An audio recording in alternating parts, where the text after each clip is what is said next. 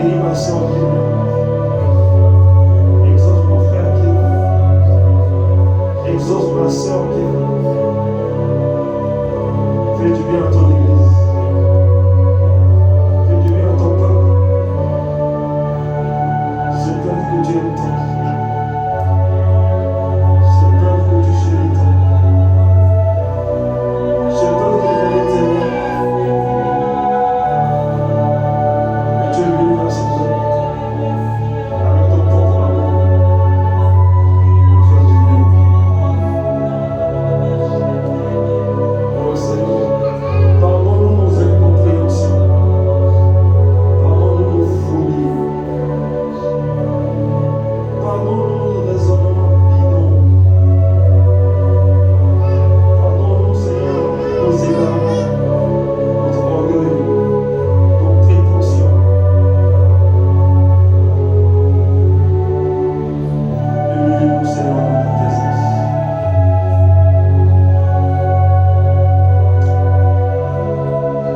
Nous nous prosternons devant toi. Nous nous prosternons devant toi. Nous nous prosternons devant toi. Nous nous prosternons devant toi.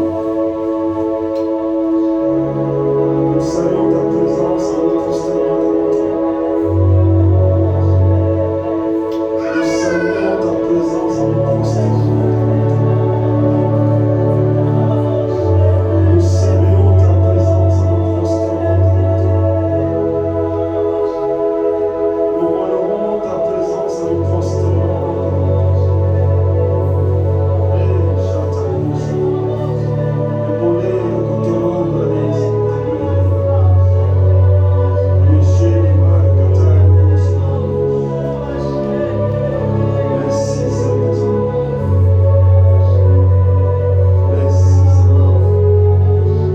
Ouvre nos yeux, Seigneur, ouvre nos yeux.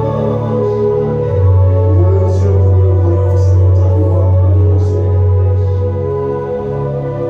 Fais tomber les écailles de nos yeux, Seigneur, mon Dieu. Fais tomber les écailles. Les écailles, Seigneur, l'ignorance. Les écailles, mon Dieu, de l'aveuglement. Les écailles des incompréhensions. Fais tomber les écailles. Connecte-nous à ton trône. Connecte-nous à ta présence, à la sainteté de ta présence, à la sainteté de ta présence, à la sainteté de ta présence. Le Saint des Saints, le Saint des Saints, le Saint des Saints, Dieu le Saint des Saints, Dieu le Saint des Saints. Ebosha la boshita la boka.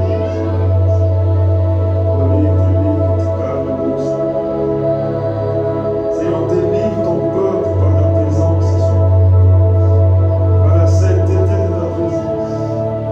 Libère nos vies, libère nos vies, libère nos esprits, libère nos cœurs, le cœur brisé, le cœur saturé, saturé des problèmes de ce monde. Libère nos cœurs, libère le faux semblant, délivre-nous de faux semblants.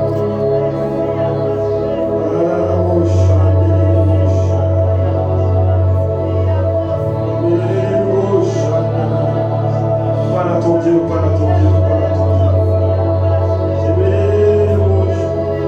Libérez en moi pour tout ce qui est fatigué et chiant.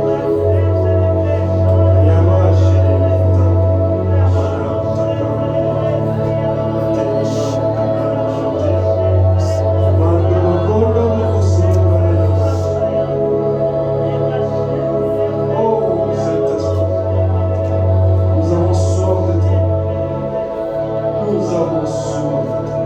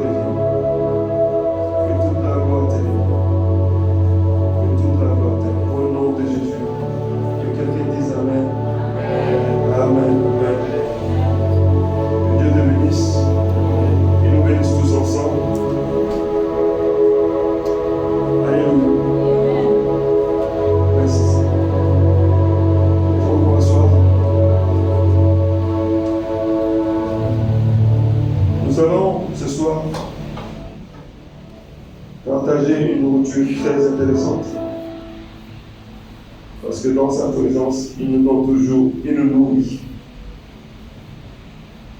Il nous fait du bien. Merci d'avoir accepté de venir dans sa présence. Que Dieu vous bénisse. Vous ne repartirez pas comme vous êtes venus. C'est la bonne nouvelle. Amen. Amen. Le thème de notre enseignement de ce soir, l'intransigeance de la foi, source de victoire.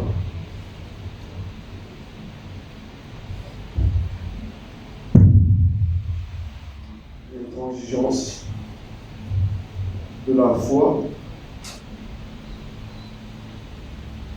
la source des victoires.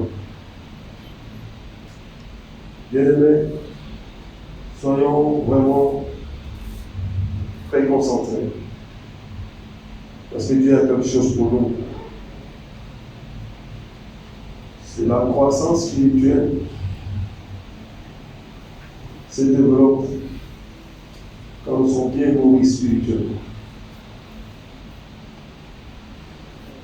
Amen. Même dans le monde séculaire, si quelqu'un ne mange pas, qu'est-ce qui va se passer? Il va s'affaiblir, il aura des problèmes nutritionnels. Pas encore.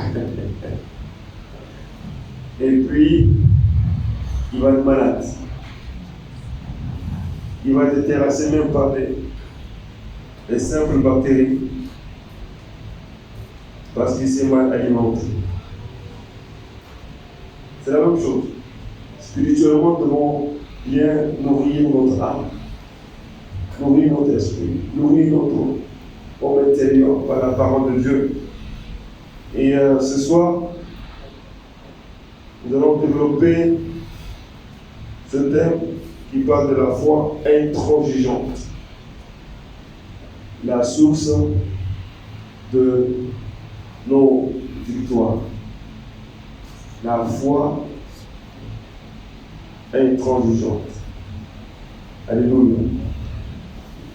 L'intransigeance de la foi, la source des victoires. Dis avec moi, l'intransigeance de la foi,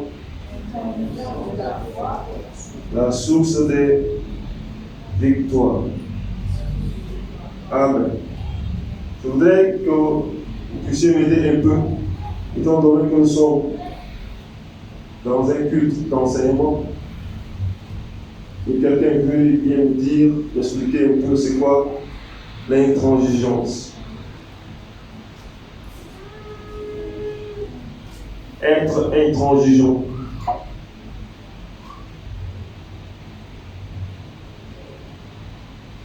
Qui a déjà entendu ce mot une fois?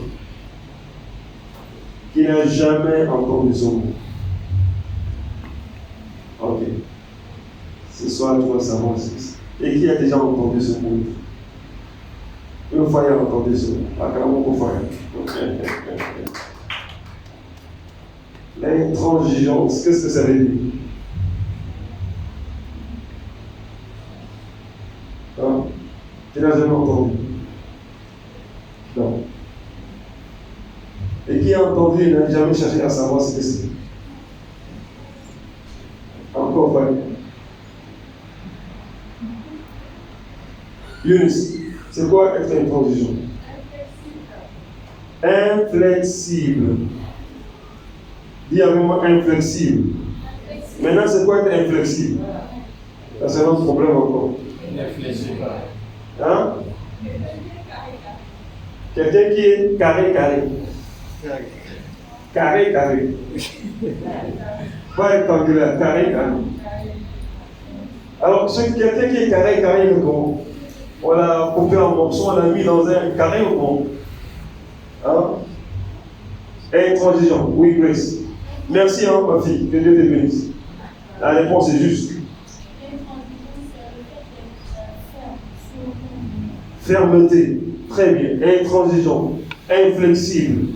Fermeté. On arrive. Quoi encore? Alors, on va commencer à comprendre maintenant. Hein? Et mon soeur en train de dire quelque chose là, sauf que je n'entends pas. Ou bien tu fais un geste qui veut dire quelque chose.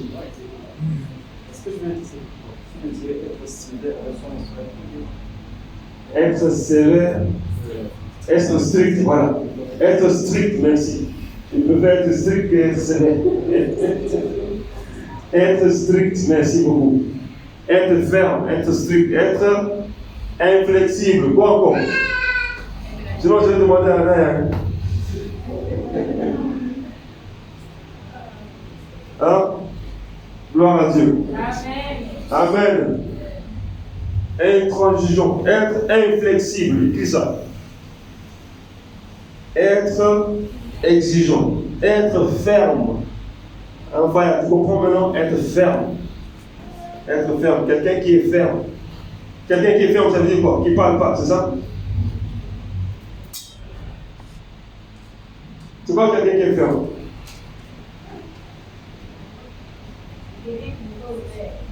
Quelqu'un qui n'est pas? Qui n'est pas ouvert. Pas dans ce sens-là. Qui ne change pas selon les circonstances. Voilà. Quelqu'un qui ne se laisse pas comme ça changer par les circonstances, qui sait ce qu'il veut faire. Il est ferme dans ce qu'il veut faire, dans ce qu'il veut développer, dans ce qu'il veut cultiver, où est-ce qu'il veut aller. Il est droit dans ses bottes, comme une expression française qui dit être droit dans ses bottes. Ok? Inflexible, exigeant, ferme, absolu, implacable. Quelqu'un d'implacable. Tout ça, c'est synonyme, c'est la même chose. Inébranlable. D'accord? Qui est intraitable. Intraitable. Amen. Savoir ce qu'on veut. Est-ce que tu sais ce que tu veux? Yeah, c'est important. Tu dois être ferme dans ce que tu veux. Amen. Si Dieu te donne une vision, par exemple, tu dois te tenir ferme dans ta vision. Amen. Voilà. Aujourd'hui, tu as vu quelque chose, tu crois. Demain, tu as vu une autre chose, tu crois. Après, demain, tu as vu. Finalement, tu ne sais même plus à quoi tu crois. Ça, c'est dangereux. Ne pas être pessimiste. C'est quoi?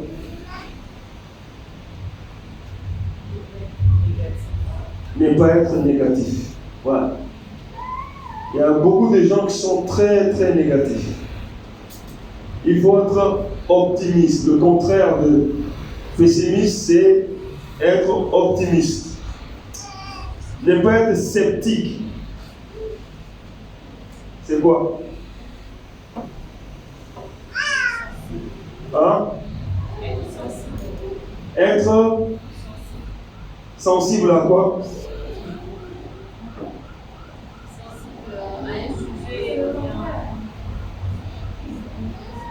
Ne pas être sceptique. Ça fait deux négations de ça, donc ça va te poser sur la positivité. Ok? Quelqu'un qui est sceptique, maintenant, veut dire quoi? Quelqu'un qui n'est pas sûr de lui. Quelqu'un qui doute, Il doute, ouais. qui n'est pas sûr. Eunice, quelqu'un qui est sceptique. Tu es sceptique, toi? Hein? Waouh, elle dit qu'elle est sceptique. Tu es sûr? Tu connais le mot?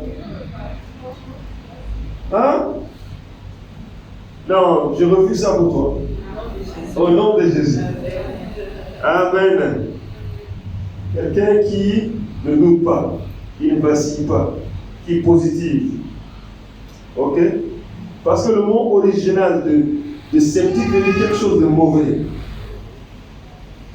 Hein? On parle de la fausse sceptique. Vous avez jamais entendu ça?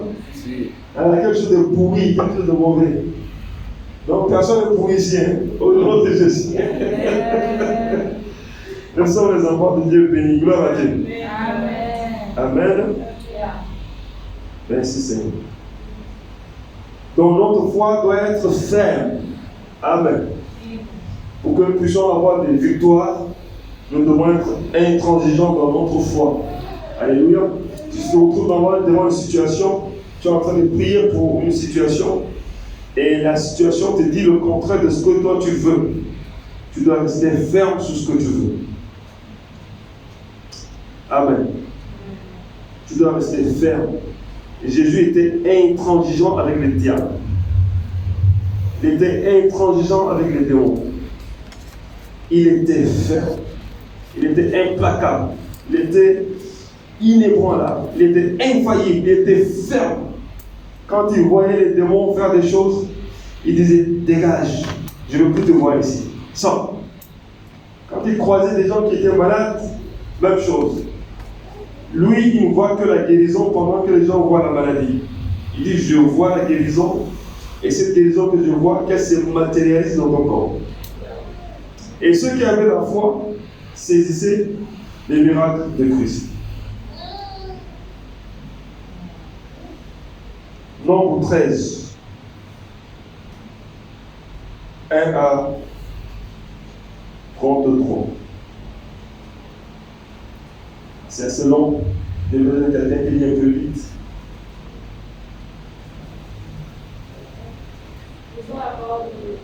Nombre 13, 1 à 33.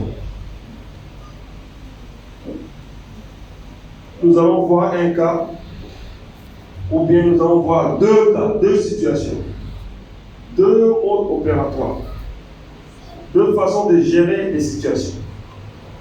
Écoutons la parole de Dieu.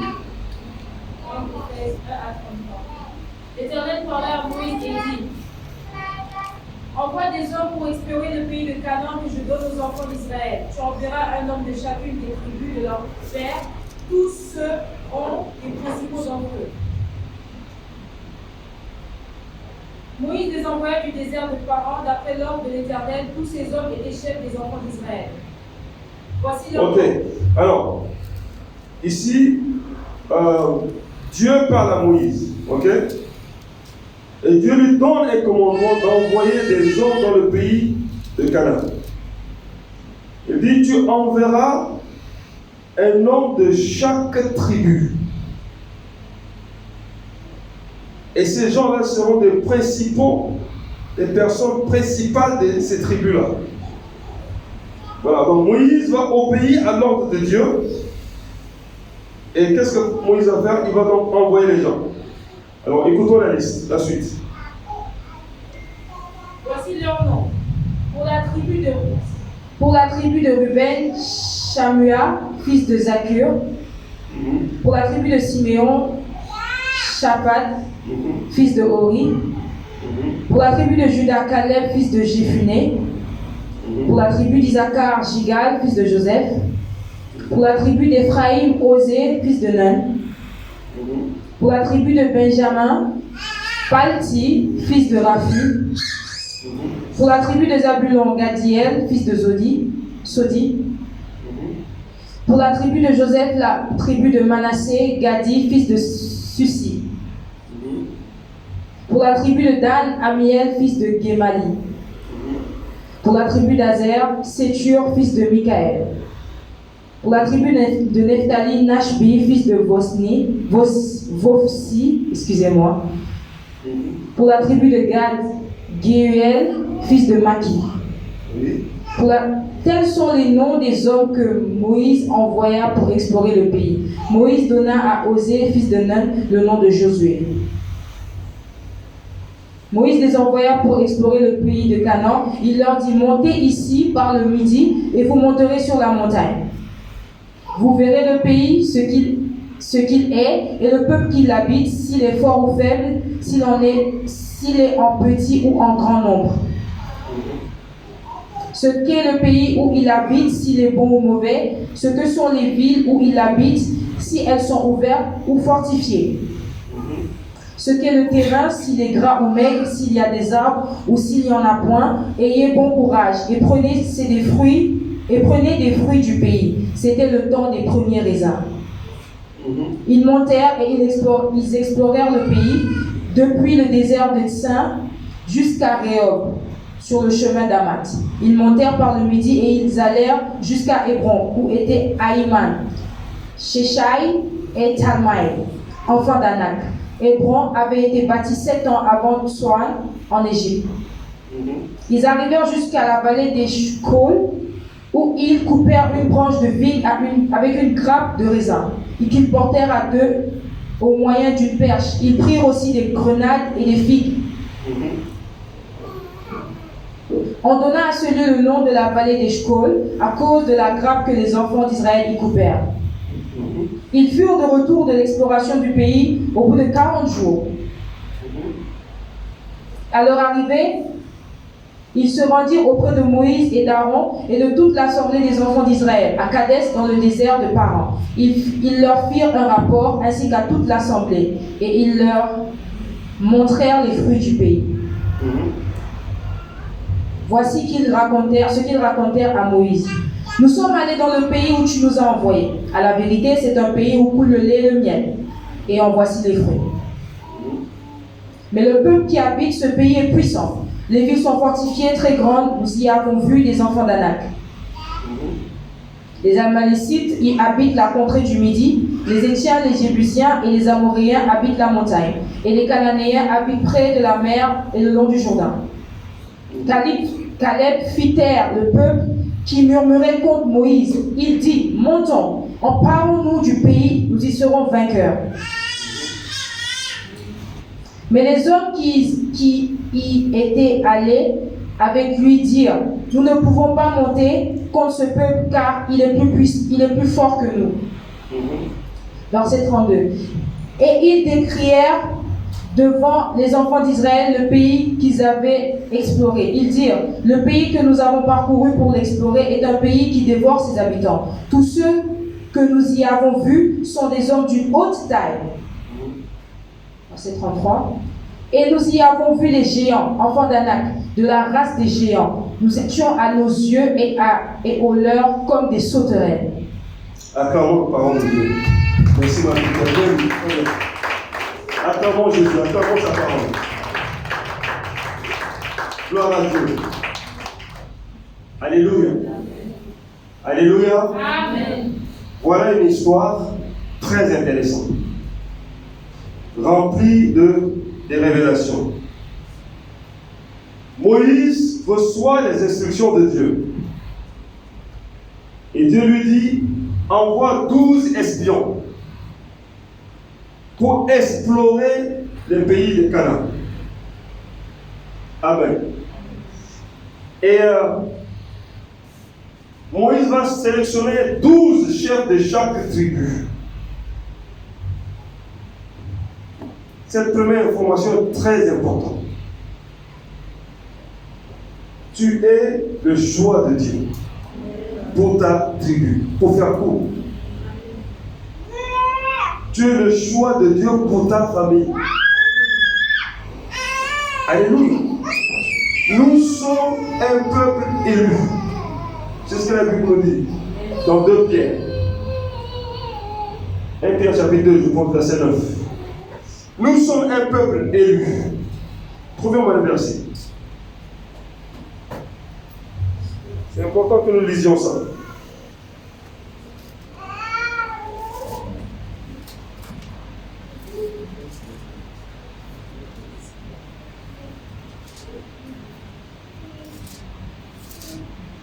Pierre 2, verset 9. 1 Pierre 2, verset 9.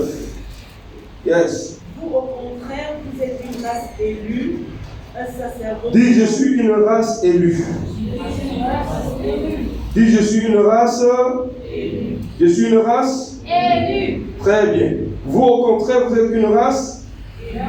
Ensuite, un sacerdoce royal. Un sacerdoce royal. Qu'est-ce que ça veut dire? Un sacerdoce royal. Qu'est-ce que ça veut dire? C'est quoi le sacerdoce? Hein? Priesthood, yeah. Le sacrificateur, oui. Mais le sacrificateur, il fait quoi? Il fait des sacrifices. Ça s'appelle comment?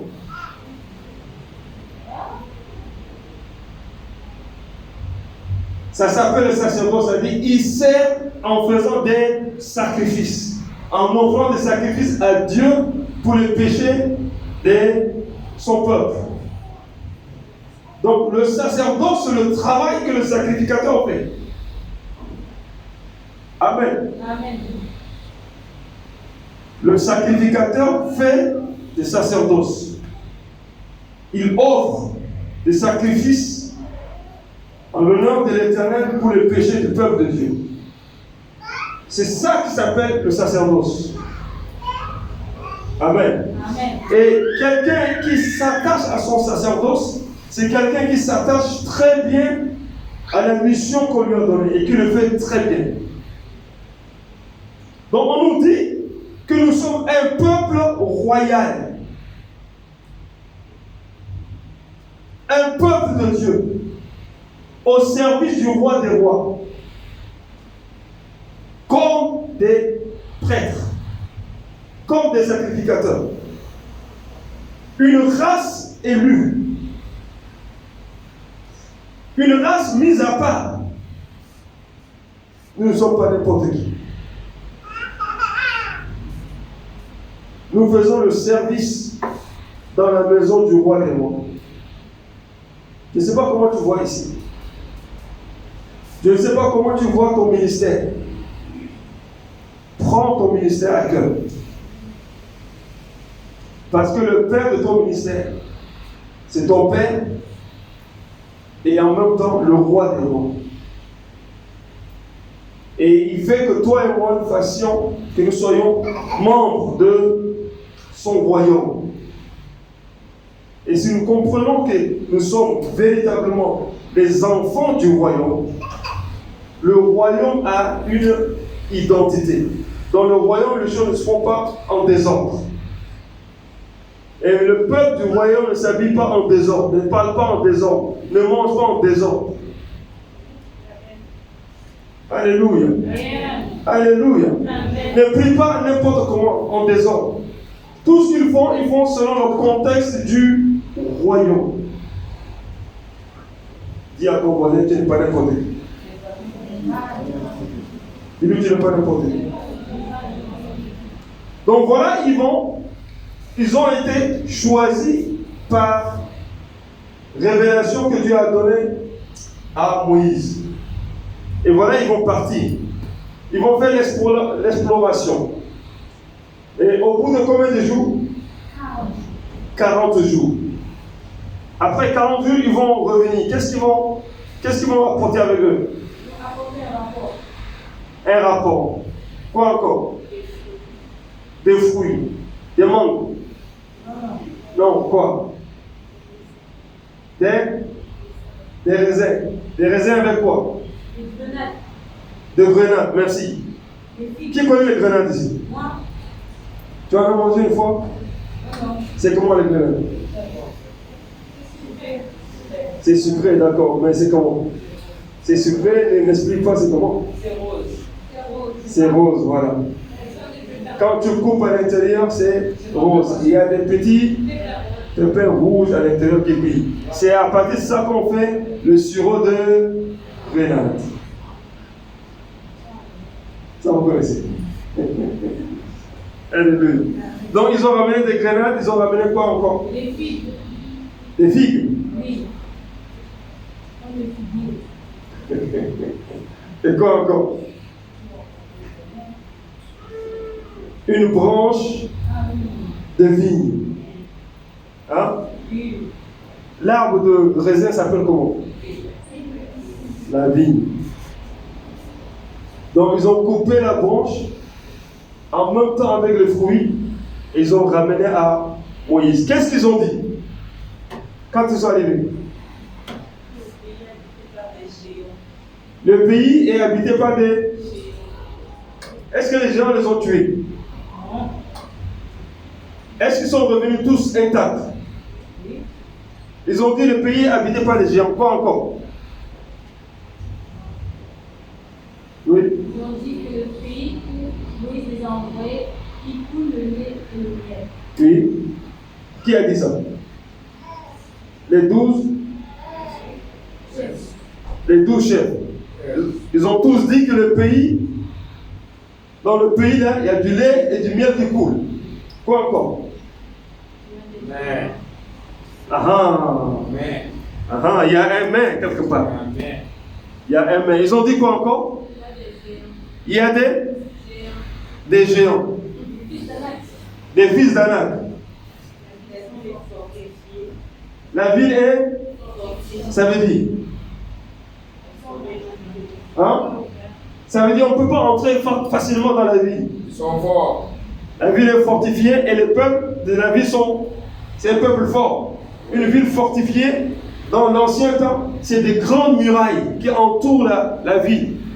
Avec des grandes murailles. Tu ne peux pas venir comme ça, entrer comme tu vas dans un marché. Donc la ville est fortifiée. Quoi encore? Avec des militaires qui sont bien aguerris pour protéger la ville. Quoi encore? Ils ont dit que les Amalécites habitent la contrée du Midi. Oui. Les Étiens, les Jébusiens, les Amoréens habitent la montagne. Et Oui. les Cananéens habitent près de la mer. La contrée de Midi, ça se trouve à quel côté? Je voulais dire, qui a dit l'ouest ici? Non, c'est pas l'ouest. L'est, non, c'est pas l'est. Le sud, acclamons le Seigneur. Je vous ai déjà dit ça ici. Le Midi, c'est le sud. Donc, qu'est-ce qui habite dans le sud? Les Amalécites. Les Amalécites. Et d'autres vers les montagnes. Donc, ensuite, quand ils ont vu tout ça, ils sont revenus. Qu'est-ce qu'ils ont dit?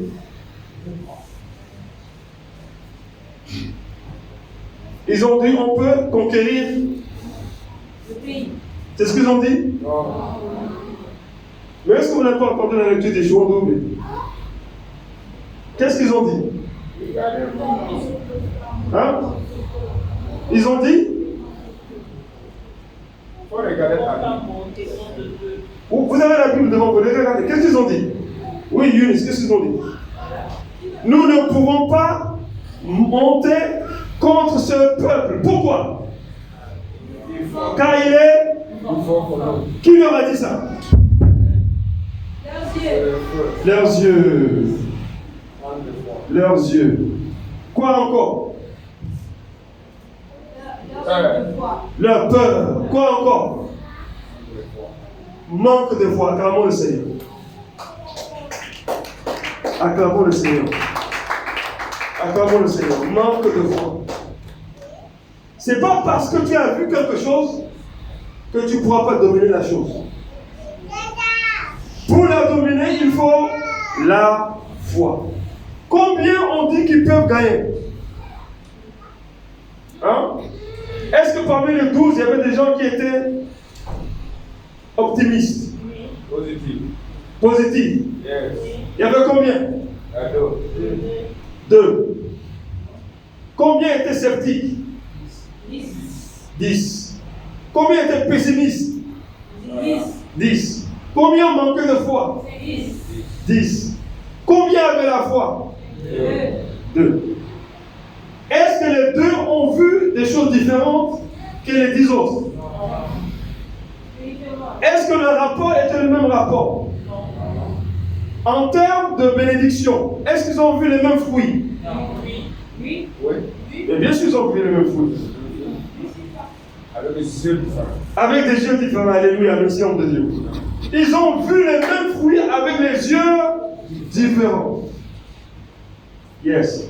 Et les 2 ont dit quoi? Qu'est-ce qu'ils ont dit? Ils ont dit c'est possible. Dis avec moi c'est possible. Dis avec moi c'est possible. Dis avec moi c'est possible. Cette montagne qui est devant toi, tu peux l'écraser au nom de Jésus. C'est possible. Ces géants qui sont devant toi, tu peux les conquérir. Dis c'est possible. Vois avec les yeux de la foi. Alléluia.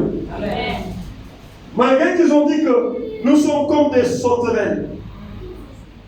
Nous sommes comme des sauterelles.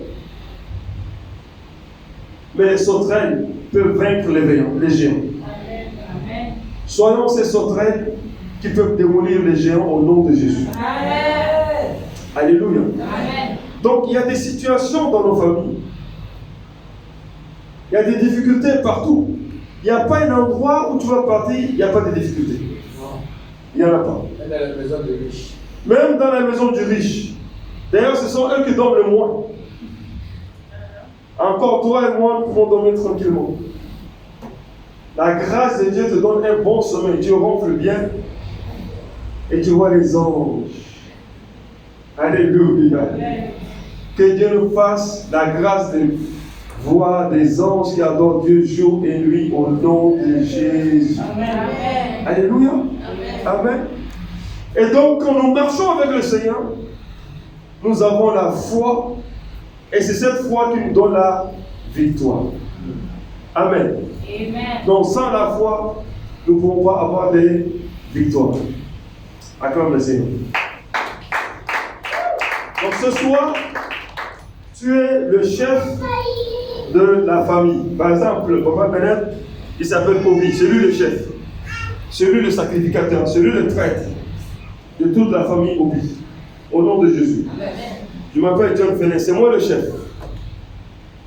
Maman Peace. Je ne sais pas comment elle s'appelle, mais c'est elle la chef.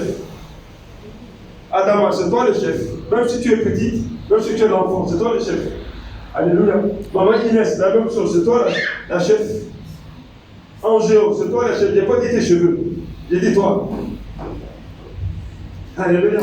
Et donc, comme Papa Bennett est chef, Chiondo est princesse. Et vous êtes princesse. Faya est prince. Comme je suis le chef, Walita est princesse. Alléluia. Joyce princesse, Joshua prince. Et toi, c'est toi la chef, c'est toi qui es en haut. Julie. Maman, c'est toi le chef. Dis je suis chef. Dis j'ai le Saint-Esprit. Je vais me comporter comme un chef. Au nom de Jésus. Dis je n'ai pas peur. Dis je n'aurai pas peur. Avec le Saint-Esprit, j'ai la foi de vivre une vie victorieuse en Jésus. Dis Amen. Amen. Que chacun dise Amen. Au nom de Jésus. Vous savez, nous pouvons voir plein de situations dans la vie et commencer à douter. Chaque fois tu sens que ta foi va refroidir, tourne-toi vers Dieu. Dieu est notre refuge. Dieu est notre forteresse. Dieu est notre espoir. Dieu combat en notre faveur. Dieu défend notre cause. Dieu est notre Père. Tu as déjà vu un papa qui marche avec son enfant et quand il voit quelque chose venir, il va fuir, il va laisser l'enfant. Ça, c'est un mauvais papa. Hein?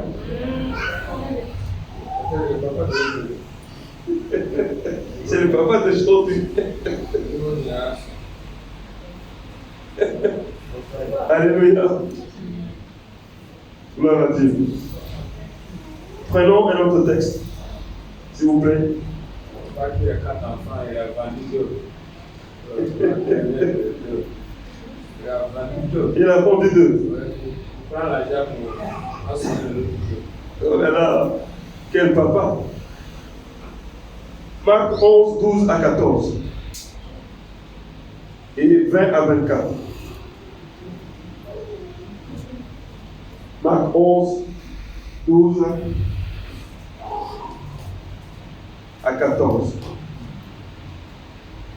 Et 11 à 24.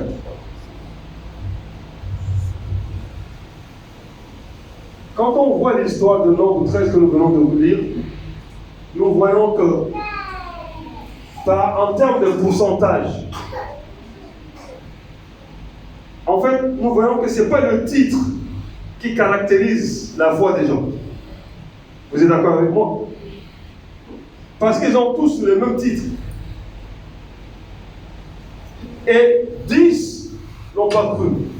Ça veut dire que les gens qui ont foi en Dieu ne sont pas nombreux dans ce monde.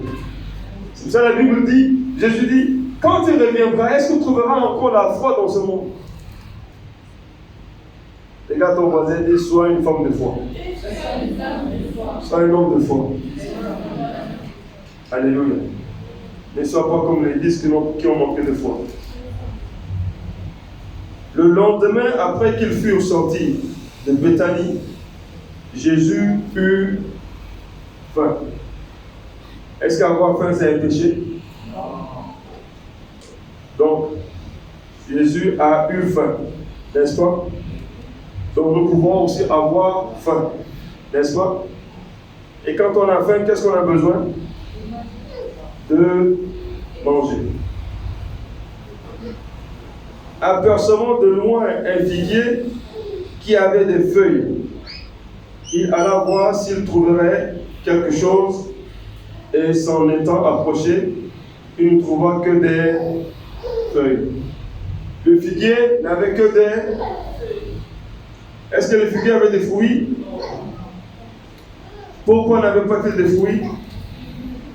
Car ce n'était pas la saison des figuiers. Qui a dit maudit?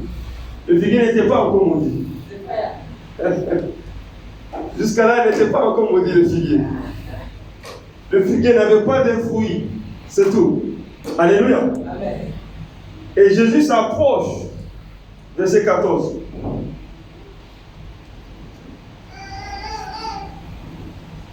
Prenant alors la parole, il dit que jamais personne ne mange de ton fruit. Pourquoi il a dit ça?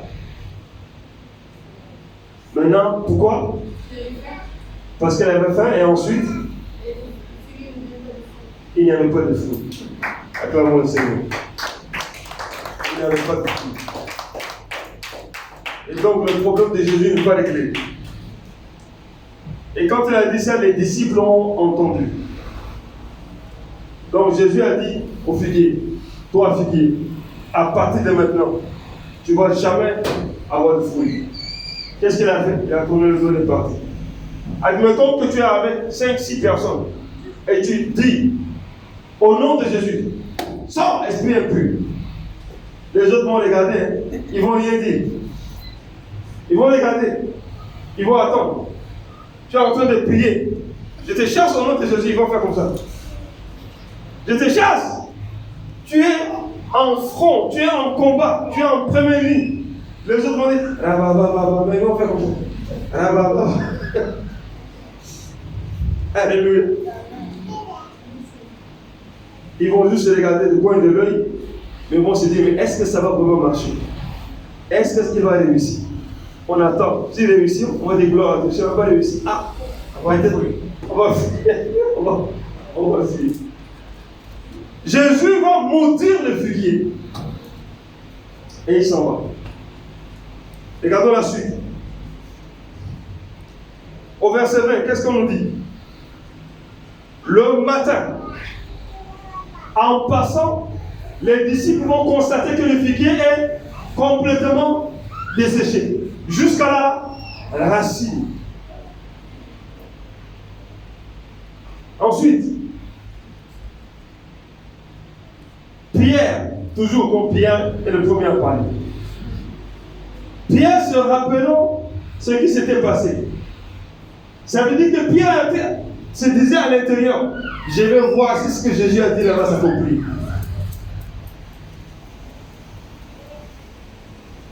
Quand tu pries dans ta famille, là, qui n'est pas convertie, les autres vont dire, on va voir si sa prière va marcher.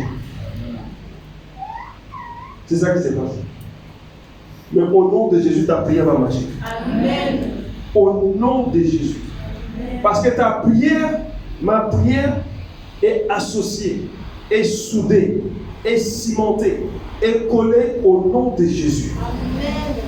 Quand Jésus est partenaire de notre prière, il fait réussir la prière. Alléluia. Rabbi, regarde le figuier que tu as maudit à sécher.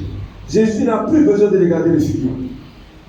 Il a regardé une fois la veille, il a parlé une fois la veille, il a tiré la conclusion depuis la veille. Et il est parti. Les autres vont constater pour témoigner. Parce qu'il a toujours dit, je sais que mon Père me répond toujours. Alléluia. Donc voilà la dimension de foi que le Seigneur veut nous transférer. Amen. Et ne soyons pas de ces enfants de Dieu chrétiens qui disent union de prière. Moi, je n'aime pas cette phrase. Je n'aime pas cette phrase. Oui. Quoique, par moment, il nous a dit, prions les uns pour les autres. Mais on a exagéré avec prions les uns pour les autres. Donc toutes les prières doivent se passer de la même manière. Ce n'est pas vrai. Il y a des prières, tu vas te lever et tu vas exercer la foi. Et tu vas dire au nom de Jésus, ma poche qui est vide va être remplie. Amen. Et tu restes ferme sur cette prière. Et tu fais comme Jésus. Tu as dit et tu pars. Le moment où tu pars, on te contacte, on te dit, dans ton nom, ton prénom, ton ceci, ton cela, on va te faire un transfert. Yes. Alléluia. Amen. Est-ce qu'il y a des hommes et des femmes de foi ici?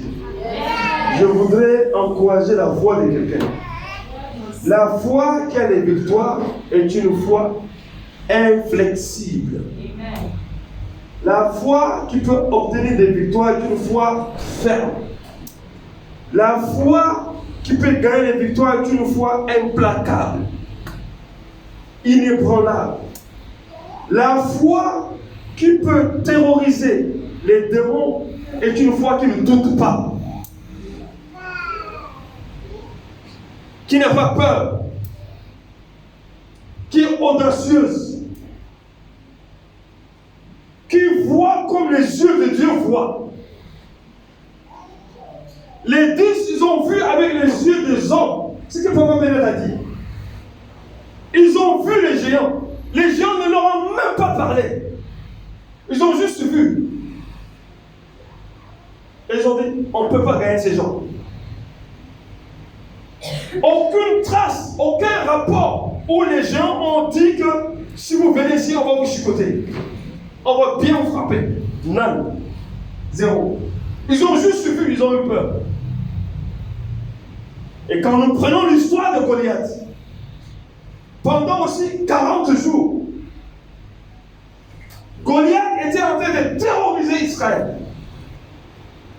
Le roi a vu Goliath. Il a vu quoi? Sa taille. Il a vu son armure. Il a vu son javelot. Il a vu sa lance.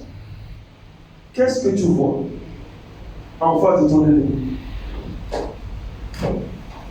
Qu'est-ce que nous voyons?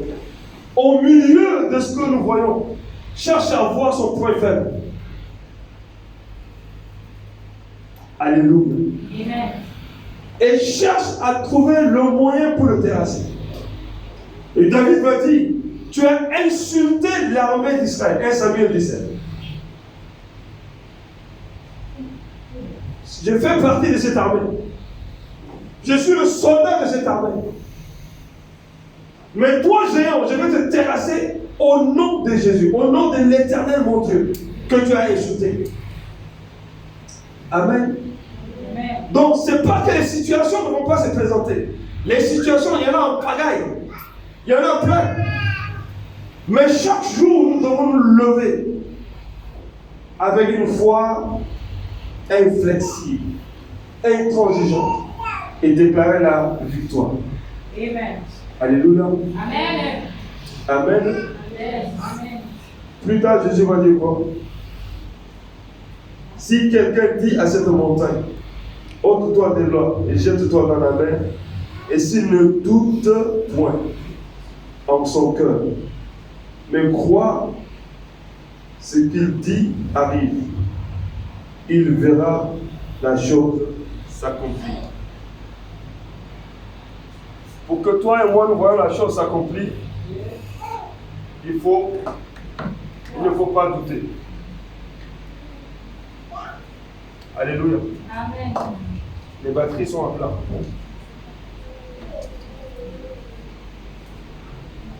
Gloire à Dieu. Alléluia. Je dis gloire à Dieu. Amen. Est-ce que tu doutes? Est-ce que tu es quelqu'un qui doute? Question. Vous savez, les églises sont remplies de gens qui doutent. Ils sont les plus nombreux. Yeah. Par exemple, ce soir, quelqu'un juste ici est en train de dire, ah, vous savez, ils ne sont pas venus, personne n'est venu. Et l'église est en train de mourir à petit feu. Ça, c'est quelqu'un qui n'a pas la foi. a beaucoup dans nos églises des gens qui sont des commentateurs, comme des journalistes. Ils sont là juste pour regarder ce qui se passe et ils commentent. Ça, ce n'est pas la démarche des hommes de foi, des femmes de foi. La démarche des hommes de foi et des femmes de foi, c'est de renverser la tendance. C'est de renverser la tendance. Alléluia. Le médecin a dit maladie, toi tu dis guérison. Amen. Amen. Il y a un prophète qui, son enfant était malade. Et le rein, des kidneys, comme on dit en anglais, de son fils était complètement abîmé. Et déjà l'enfant est né avec un rein. Alléluia. Alléluia. Ça c'est pas bon. Maman a dit ça c'est pas bon. On va faire avec ça. Je vais tenir un peu le micro loin. Donc il est né avec un seul rein. C'est une histoire vraie, la personne continue à faire le ministère maintenant. Et le seul rein, est tombé malade. L'enfant, je crois, avait 14 ans, quelque chose. Et puis, ils sont allés à l'hôpital. Et quand ils ont fait les analyses, le médecin a montré sur je ne sais pas si c'est l'échographie ou je ne sais pas, on montre le rein de l'enfant qui est complètement détruit. Quand c'est comme ça, qu'est-ce que les médecins disent par rapport au rein? Il n'y a plus d'espoir. Si, il y a un peu d'espoir quand même. Il faut trouver un donneur. C'est-à-dire qu'il faut trouver un autre rein. Et en général, comme chaque personne a deux reins, est-ce que tu sais que tu as deux reins? On se tourne vers la famille pour dire qui veut être un donneur. Ça on dit un donneur, pas donateur. Un donneur. Qui veut donner son rein? Et c'est comme ça qu'en général, quelqu'un de la famille choisit de donner un rein à l'autre personne de la famille qui est malade. Parce qu'une personne peut vivre avec un rein. Dieu a tellement bien fait les choses que si un rein est malade, l'autre rein peut prendre le relais. Nous bénissons le Seigneur. Alléluia. Mais au nom de Jésus, tu ne seras pas malade de rein. Ni toi, ni quelqu'un de ta famille, ni personne. Au nom de Jésus. Nous couvrons nos vies par le sang de Jésus-Christ de Nazareth. Dit Amen. Et cette histoire est vraie. Et cette maladie a attaqué le Fils de l'homme de Dieu. Et le médecin lui dit voilà, le rein est abîmé. Et puis voilà. L'homme de Dieu dit qu'est-ce que tu veux dire par là? Que je dois enlever mon rein et donner à mon fils. Et puis il dit ok.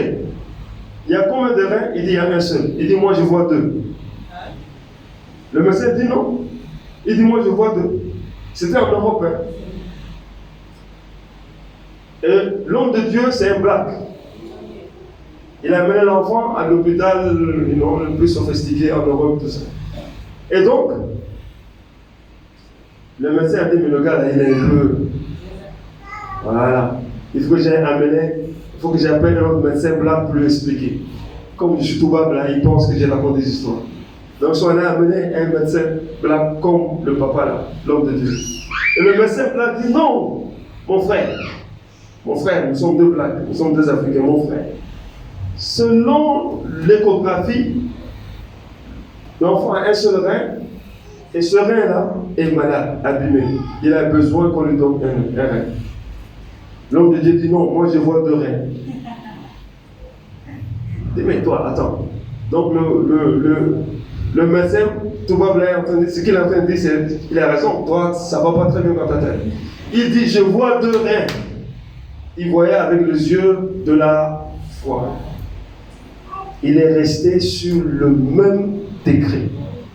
Et ils ont prié. Quelque temps après, ils sont revenus chez le même médecin qui a fait l'échographie. Il y avait deux reins.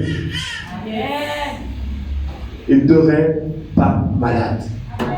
L'enfant est en parfaite santé maintenant. Alléluia. Amen. Qu'est-ce que nous voyons et avec quels yeux nous voyons les choses? Voilà. La foi intransigeante est la source des victoires. Amen. Ce n'est pas l'histoire d'Abraham ou bien de Moïse, c'est l'histoire contemporaine. Quelqu'un qui est là, en ce moment, qui sert Dieu encore maintenant. Le miracle du surnaturel. Alléluia. Amen. Ta foi peut créer un organe qui est malade. Yes. Quand nous prenons l'histoire de cette femme qui est venue avec sa perte de sang, elle a dépensé de l'argent, elle a vu les médecins, elle est devenue presque appauvrie, mais ça n'a rien donné. Elle a dit, j'ai la foi pour aller rencontrer Jésus. Elle n'est même pas venue en face de Jésus, elle est venue par derrière. Elle a dit, je ne veux même pas lui parler, juste je veux toucher son habit et c'est bon pour moi. Est-ce que quelqu'un lui a dit ça? Est-ce que quelqu'un lui a enseigné ça? Non. Sa foi, elle a développé à l'intérieur d'elle-même. Elle dit, si je vais toucher cet homme, mon problème sera réglé. Et quand elle part, son problème est réglé. Acclamons Jésus. Tiens-toi debout, on va prier. Ce soir, il faut que ta foi passe à une autre dimension. Amen. Yes. Tu as la capacité, j'ai la capacité de retourner les situations, de renverser les situations et de dire aux situations ce que toi tu veux, ce que moi je veux. Alléluia. Si tu as quelqu'un qui n'a pas de foi, c'est pas toi de cette personne. Si la personne est ton ami, il va tuer ta foi. C'est par toi des gens qui n'ont pas la foi. Marche avec les gens qui ont la foi. Parce que ceux qui ont la foi, des fois, on peut les considérer comme des fous. Dans notre monde aujourd'hui, beaucoup de gens raisonnent. Ils sont à l'église, ils raisonnent. Non, si on fait ça, si on fait ceci. Raisonnement après raisonnement. Il y a une histoire où quelqu'un dit, bon, allez, tu vas voir la bergerie. J'ai demandé au berger de te donner un veau pour ta famille. Tu vas prendre, tu vas égorger et vous allez avoir à manger à la maison. Et la personne dit, est-ce que le veau est blanc ou le veau est noir? Qu'est-ce que tu cherches? Tu veux le veau ou bien tu veux la couleur?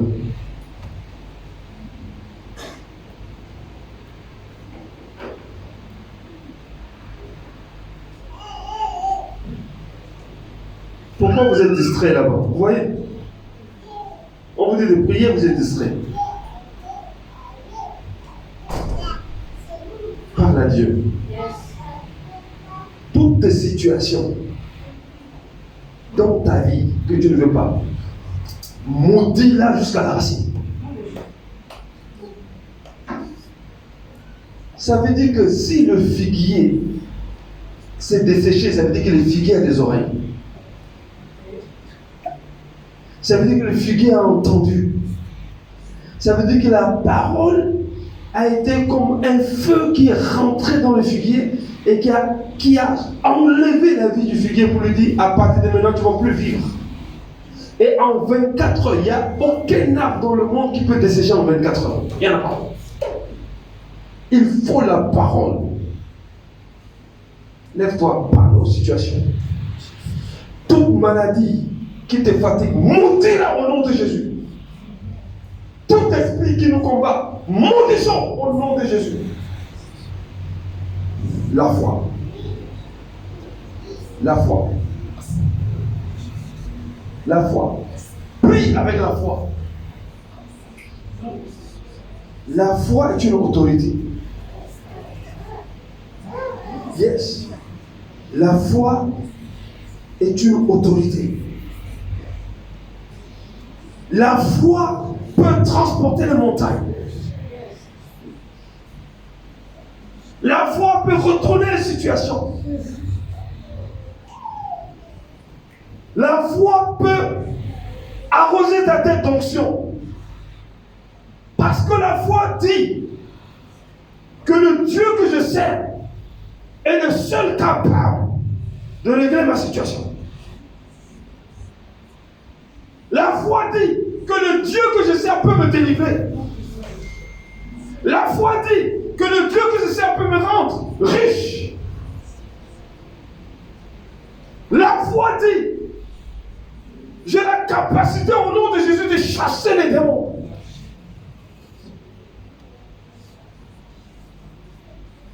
Les disciples, les pharisiens et les sadducéens ont été scandalisés. Jésus a dit, votre temple, je vais le bâtir ça en 3 jours. Ils ont dit quoi? Ils n'ont rien compris. Jésus était un homme de foi. Moïse a dit à Dieu un jour, mais nous sommes 600 000 hommes de pied. Comment tu vas nourrir ces gens comme si tout était là prêt alors qu'on n'a rien? Est-ce qu'on va égorger tous les moutons ou bien on va pêcher tous les poissons de la mer? Dieu lui a dit, tu vas voir ce que je te dis, si ça va arriver ou pas. Et Dieu a envoyé de la nourriture de là où il s'y attend le moins. Moïse avait le master et le PhD de palais de Pharaon. C'était un homme instruit comme vous ici ce soir.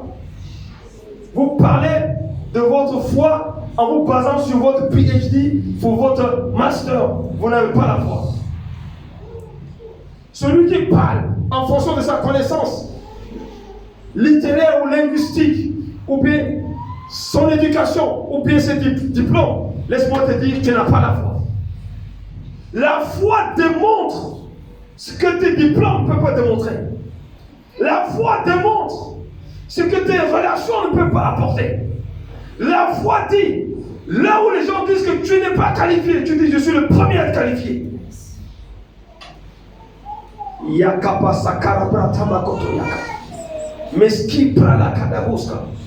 L'objectif que le Seigneur nous dit ce soir, c'est que nous devons nous lever avec une foi ferme. Nous allons prêcher dans les villages. Nous allons voir des morts ressuscités. Voilà la foi. Nous allons voir des paralytiques marcher instantanément. Voilà la foi. Mandali bozoko palakaya. Rebele manoko bazi. Cette année, j'ai prié pour 4 ou 5 personnes qui étaient dans le coma. 4 ou 5 personnes. Dieu les a relevés de leur coma. Des gens que je n'ai même pas rencontrés, on m'a appelé à distance. J'ai prié pour 4 ou 5 personnes qui sont sortis de leur coma. Où est ta foi? Qu'est-ce que tu as en fait? Un jour, le Saint-Esprit m'a dit, maintenant que tu n'as plus de travail, je veux voir si tu as encore la foi. Ah, ça m'a ramené en arrière. Parce que je travaillais, j'avais un bon salaire, mais je parlais de la foi. J'ai dit, ok, on va voir ton degré de foi maintenant. Maintenant que je t'ai tout pris et que tu ne travailles plus, je veux voir si tu as la foi. Et j'ai exercé la foi. Et tous les jours, j'exerce la foi. Je disais à Papa Pénel l'autre jour ici, j'étais en train de prêcher ici. Je suis venu ici pendant que maman et Milda, les enfants étaient partis pour le camp. J'étais venu ici avec 20 000 francs. J'avais 20 000 francs. 20 000 francs dans ma poche. J'ai donné 10 000 francs à Dieu sur l'autel. Pour les gens qui ont des difficultés, vous donnez même un 10%. J'avais 20 000 francs. J'ai donné la moitié, c'est-à-dire j'ai donné 50%.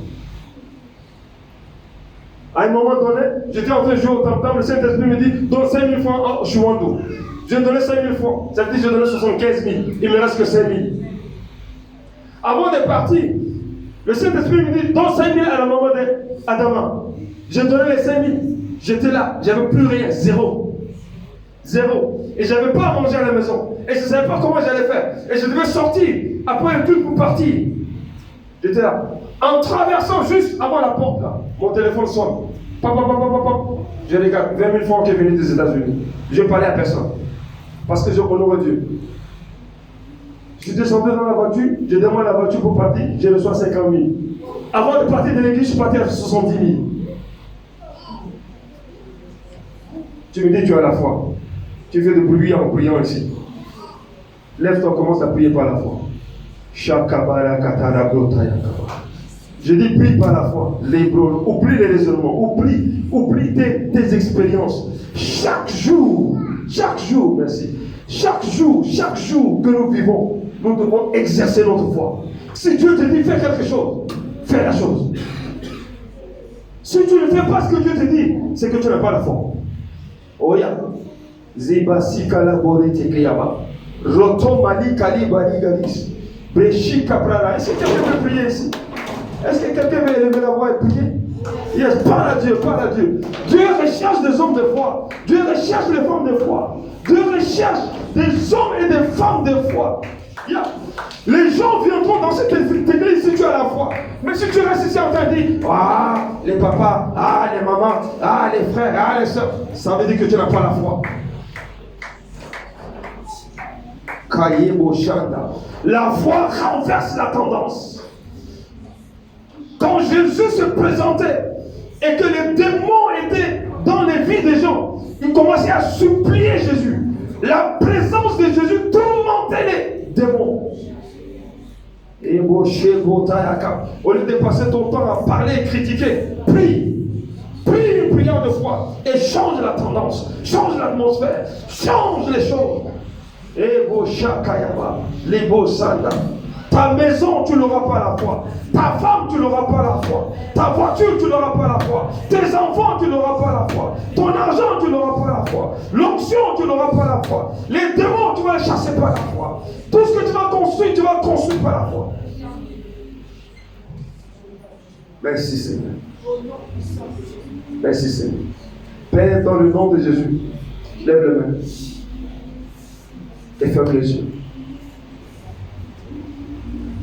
Ce soir, nous sommes comme Caleb et comme Josué. Les 10 qui ont vu et qui n'ont pas cru, c'est leur problème. Je ne fais pas partie de ces gens-là. Toi et moi, nous faisons partie du groupe de Caleb et de Josué. La Bible dit qu'ils ont été remplis d'un autre esprit. Saint-Esprit, remplis mon frère, ma soeur, moi-même, nous tous, d'une autre dimension de foi.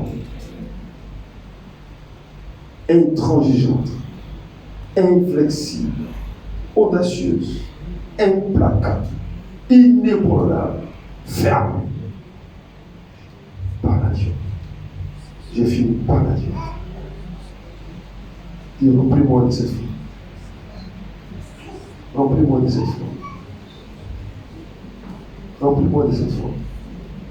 Toi seul dans cette église, dans ta commission, même si 10 autres ne croient pas, toi seul tu vas changer les choses. Toi seul dans cette église, même si 70 ne croient pas, toi seul tu peux changer la chose. Quelle est notre foi?